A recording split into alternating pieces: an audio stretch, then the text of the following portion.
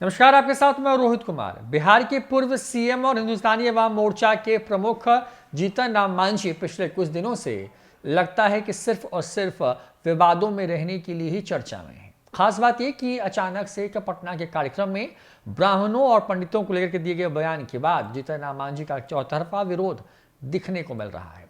लगातार जीतन राम मांझी अपनी बात पर कायम है, अपनी बात को सच साबित करने के लिए नए नए तरीके की कहानी गढ़ रहे हैं। तो दूसरी तरफ जो पंडित समाज या जो ब्राह्मण समाज है वो उनके इस बयान से बेहद आहत है और कोई उनके घर के बाहर सत्यनारायण पूजा करने के लिए पहुंच रहा है, तो कोई पहुंच रहा है उनके घर के पास ब्राह्मणों और दलितों को लेकर के भोजन करने के लिए। तमाम चीज़ों से अलग जीतन राम मांझी मानने कहाँ वाले हैं। जीतन राम मांझी ने पहले ये कहा कि वो उन पंडितों का विरोध करते हैं जो कि पंडित तो हैं लेकिन नॉन वेजिटेरियन हैं, गाली गलौज करते हैं, चोरी चमारी करते हैं, इस तरह की बात उन्होंने की। तो उसके बाद जीतन राम मांझी आगे बढ़ते चले गए, भगवान को गाली दे दी। अपने बचपन का एक वाक्य सुनाया कि कैसे मंदिर में जब वो जा रहे थे तो उनका हाथ पकड़ के उनको बाहर कर दिया गया। तमाम चीज़ें होती रही हैं। तमाम चीज़ों के बीच में अब जीतन राम मांझी ने अपनी बात को सही बताने के लिए एक नया तर्क गढ़ दिया है। अब आप बताइए कि जीतन राम मांझी ये कह रहे हैं कि नॉनवेज खाने वाला व्यक्ति ब्राह्मण नहीं हो सकता है।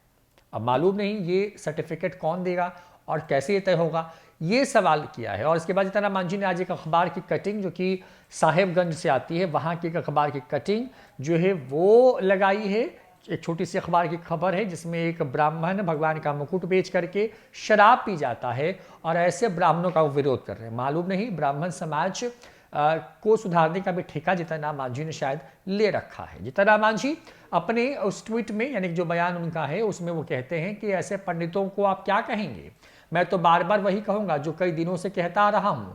अब ऐसे ही चोरों के समर्थक फिर से मेरा विरोध करेंगे, करिए जमकर करिए, मैं तो चोर को चोर ही कहूंगा।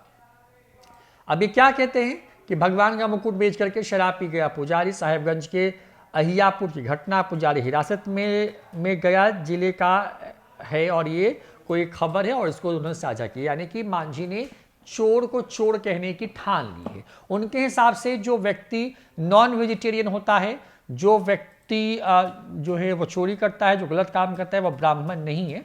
गलत काम करने वाला व्यक्ति कुछ भी नहीं होता है, वो सिर्फ गलत इंसान होता है। ये समाज का हर तबका मानता है। लेकिन वेज और नॉन वेज खाने के आधार पर किसी को ब्राह्मण होना या ना होना सर्टिफिकेट क्या जीतन राम मांझी की सही सोच को दिखाता है।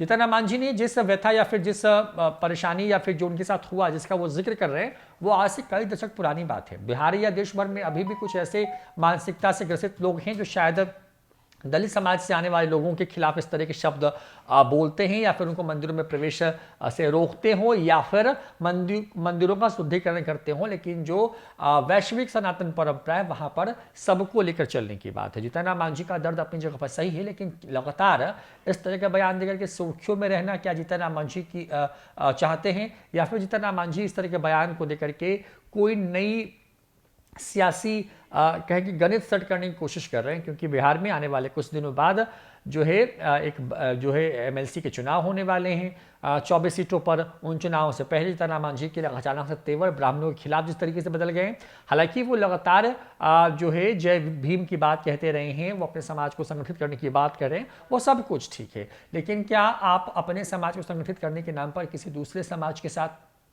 इस तरह के शब्दों का इस्तेमाल कर सकते हैं? जवाब शायद नहीं होगा, क्योंकि जो व्यक्ति सर्वोच्च पद तक गया हो उस व्यक्ति के लिए इस तरह की भाषा ना तो मर्यादा के दायरे में आती है और ना ही उनके मुंह से इस तरह की बात शोभा देती है। लेकिन जीतन राम मांझी ने पहले सीधे सीधे ब्राह्मणों का अचानक से जो है एक तरीके से रोल बैक कर गए, माफ़ी मांग ली। ये कहा कि अगर किसी को कोई आहत हुआ है तो वो उसके लिए खेद प्रकट करते हैं, लेकिन वैसे ब्राह्मणों की बात करें जो छुआछूत को बढ़ावा देते हैं। सही बोल रहे थे, लेकिन उसके बाद जब फिर विरोध हुआ तो उसके बाद उन्होंने कह दिया कि हम तो उसके बारे में बोल रहे थे कि जो नॉन वेजिटेरियन या फिर शराब का सेवन करने वाले ब्राह्मण या पंडित हैं।